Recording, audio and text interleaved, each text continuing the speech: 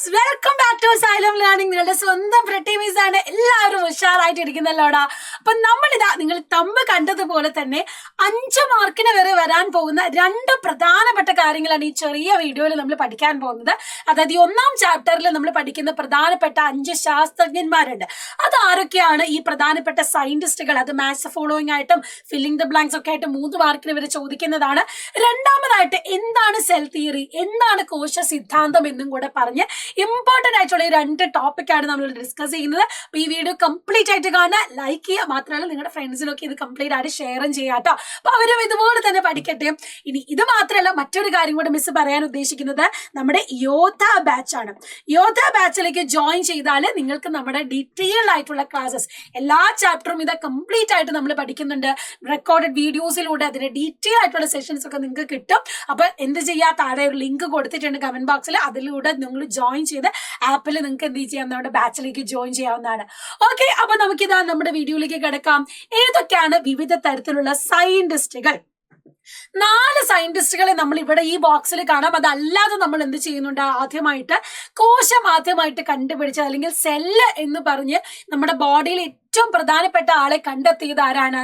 നമ്മുടെ Robert ഹുക്കാണ് cell അല്ലെങ്കിൽ കോശം ആദ്യമായിട്ട് കണ്ടുപിടിച്ചത്.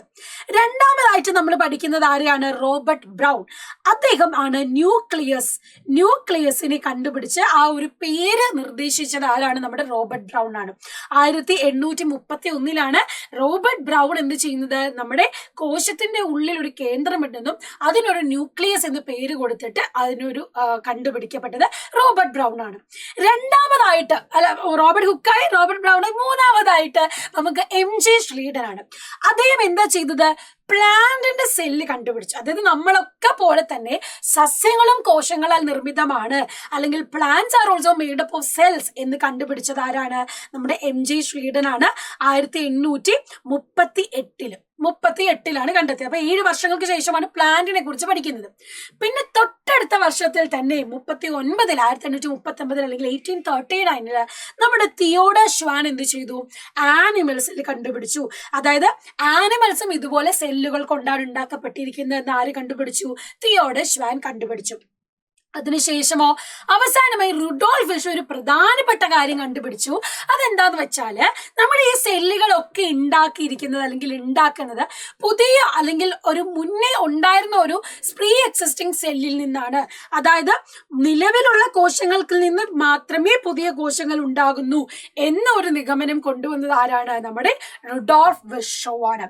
അപ്പം നമ്മൾ ഇത്രയും സയന്റിസ്റ്റുകളെ കുറിച്ച് പഠിക്കുന്നുണ്ട്. ആരൊക്കെയാണ്? റോബർട്ട് ഹുക്ക് സെൽ അല്ലെങ്കിൽ കോശം കണ്ടുപിടിച്ചു. റോബർട്ട് ബ്രൗൺ ആണ് ന്യൂക്ലിയസ് അല്ലെങ്കിൽ മർമ്മം കണ്ടുപിടിച്ചത്. അതുപോലെ തന്നെ 1831 MG ശ്രീഡൻ പ്ലാന്റ് സെൽ അല്ലെങ്കിൽ സസ്യകോശം കണ്ടുപിടിച്ചു. 1838 ആനിമൽ സെല്ലിനെ കുറിച്ച് കണ്ടുപിടിച്ചത്. തൊട്ടടുത്ത വർഷം 1839 റുഡോൾഫ് വിർഷോ എന്ത് ചെയ്തു? 1858 അല്ലേ? അതെ, 1858 ആര് കണ്ടുപിടിച്ചു? പുതിയ സെല്ലുകൾ ഉണ്ടാവുന്നത് മുന്നിൽ ഉണ്ടായിരുന്ന ഒരു നിലവിലുള്ള കോശങ്ങൾ വിഭജിച്ചാണ്, പ്രീ എക്സിസ്റ്റിംഗ് സെല്ല് ഡിവൈഡ് ചെയ്തിട്ടാണ് ഉണ്ടാവുന്നത് എന്ന് നമ്മുടെ റുഡോൾഫ് വിർഷോയും കണ്ടെത്തി. അപ്പൊ ഇതാണ് നമ്മുടെ പ്രധാനപ്പെട്ട സയന്റിസ്റ്റുകൾ. ഇതിൽ പ്ലാന്റ് സെല്ലും ആനിമൽ സെല്ലും കണ്ടെത്തിയത് ആരായിരുന്നു? പ്ലാന്റ് സെല്ല് കണ്ടുപിടിച്ചത് MG ശ്രീഡൻ. തിയോഡർ ഷ്വാൻ ആണ് ആനിമൽ സെല്ലും കണ്ടെത്തിയത്. അപ്പൊ ഈ 2 ശാസ്ത്രജ്ഞന്മാർ ഇരുന്നിങ്ങനെ ചിന്തിച്ചുകൊണ്ട് ആലോചിച്ചുകൊണ്ട് കുറെ കാര്യങ്ങൾ ഉണ്ടാക്കിയെടുത്തു. അതിനെയാണ് നമ്മൾ എന്ത് പറയുന്നത്, സെൽ തിയറി എന്ന് പറയുന്നത്. അദ്ദേഹം എന്താ പറഞ്ഞത്? സെൽ തിയറി ഫോർമുലേറ്റ് ചെയ്തത് MG ശ്രീഡനും അതുപോലെ തന്നെ തിയോഡർ ഷ്വാനുമാണ് ഈ സെൽ തിയറി അല്ലെങ്കിൽ കോശ സിദ്ധാന്തം കൊണ്ടുവന്നത്. അപ്പൊ ഈ കോശ സിദ്ധാന്തം പഠിക്കുമ്പോൾ നിങ്ങൾ 2 പോയിന്റ് മാത്രം മനസ്സിലാക്കിയാൽ മതി. എന്തൊക്കെ?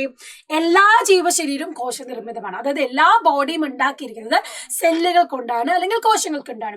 രണ്ടാമത്തെ പോയിന്റോ, ജീവികളുടെ ഘടനാപരവും ജീവധർമ്മപരമായും അടിസ്ഥാന ഘടകം കോശങ്ങളാണ്. Cells are the structural and functional unit of organism. അതായത് നമ്മുടെ ബോഡീന്റെ ഏറ്റവും ബേസിക് യൂണിറ്റ് എന്ന് പറയുന്ന സെല്ലാണ്. നമ്മളൊക്കെ ഉണ്ടാക്കിയിരിക്കുന്നത് കോശങ്ങൾ കൊണ്ടാണ് അല്ലെങ്കിൽ സെല്ലുകൾ കൊണ്ടാണ്. ഈ 2 പ്രധാന പോയിന്റ് മുന്നോട്ട് കൊണ്ടുവന്നത് MG ശ്രീഡനും തിയോഡർ ഷ്വാനും കൂടെ ചേർത്ത് വെച്ചുകൊണ്ട് ഒരു തിയറി ഉണ്ടാക്കി, ഒരു സിദ്ധാന്തം രൂപീകരിച്ചു. അതിനെയാണ് നമ്മൾ സെൽ തിയറി എന്ന് പറയുന്നത്. പിന്നെ എന്താണ് നിങ്ങളോട് മേജർ ആയിട്ട് വരുന്ന മറ്റൊരു question, what are the functions of cell? കോശത്തിന്റെ ധർമ്മങ്ങൾ, എന്തിനാ ഈ കോശം എന്ന്. അതിന് ഇതിന് 3 പോയിന്റ് നിങ്ങൾ ഓർത്ത് വെച്ചാൽ മതി. ഒന്നാമത്തെ പോയിന്റ് റെസിസ്റ്റ് ഫോറിൻ പാർട്ടിക്കിൾസ്, അതായത് അന്യ വസ്തുക്കളെ പ്രതിരോധിക്കും. നമ്മുടെ ശരീരത്തിലെ രോഗാണുക്കൾ, ബാക്ടീരിയാസ്, വൈറസ് ഒക്കെ കയറുമ്പോൾ അതിനെ പ്രതിരോധിക്കുന്നു. രണ്ടാമത്തേത് എന്ന് പറയുന്നത് എന്താണ്? Release energy from nutrients. നമ്മൾ പോഷകം കഴിക്കുന്നുണ്ട്, ഗ്ലൂക്കോസും പ്രോട്ടീനും, നമ്മൾ ഭക്ഷണം മീനും ചോറും അറിയും ഒക്കെ കഴിക്കുമ്പോൾ അതിൽ നിന്ന് പോഷകങ്ങളിൽ നിന്ന് ഊർജം ഉണ്ടാക്കിയെടുക്കുന്നു, എനർജി പ്രൊഡ്യൂസ് ചെയ്യുന്നു ന്യൂട്രിയൻസിൽ നിന്ന്. അതും സെല്ലിന്റെ ഫംഗ്ഷൻ ആണ്. മൂന്നാമതായിട്ട് സിന്തസൈസ് ബയോമോളിക്യൂൾസ്. ഇത് നിങ്ങൾ 9ാം ക്ലാസ്സിൽ ഇനി പഠിക്കും എന്താണ് ബയോമോളിക്യൂൾ എന്ന്. ജൈവ തന്മാത്രകളെ നിർമ്മിക്കുന്നു. നമ്മുടെ ബോഡി വളരാനുള്ള പ്രോട്ടീൻ ആയിക്കോട്ടെ, കാർബോഹൈഡ്രേറ്റ് ആയിക്കോട്ടെ, ഇതൊക്കെ ഉണ്ടാക്കുന്നത് ആരാണ്? ഈ കോശങ്ങളാണ്, അല്ലെങ്കിൽ സെല്ലുകളാണ്.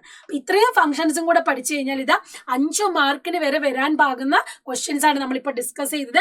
പ്രീവിയസ് ക്വസ്റ്റ്യൻസിലെ 3 ചോദ്യങ്ങളാണ്. സയന്റിസ്റ്റുകളുടെ ടേബിൾ വരും, മാത്സ് ഫോളോയിങ് ആയിട്ട് എന്താണ് സെല്ല് എന്ന് ചോദിക്കാം, അതല്ലെങ്കിൽ സെൽ തിയറിയുടെ ഫംഗ്ഷൻ, സെൽ തിയറി ആരൊക്കെയാണ് പോസ്റ്റുലേറ്റ് ചെയ്തത് എന്ന് ചോദിക്കാം. തിയോഡോ ഷ്വാനും എം ജി ശ്ലീഡനുമാണ്.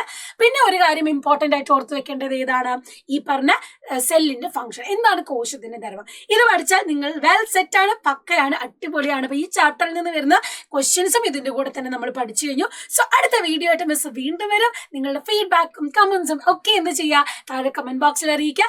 ഇനി നിങ്ങൾക്ക് ഈ ചാപ്റ്ററിൽ കൺഫ്യൂഷനുള്ള ഡൗട്ടുള്ള ഭാഗം ഉണ്ടെങ്കിൽ അതും ചോദിച്ചോളൂ, അത് മിസ് പറഞ്ഞു തരാം. അടുത്ത വീഡിയോ ആയിട്ട് വീണ്ടും വരാം. Bye, see you, love you all.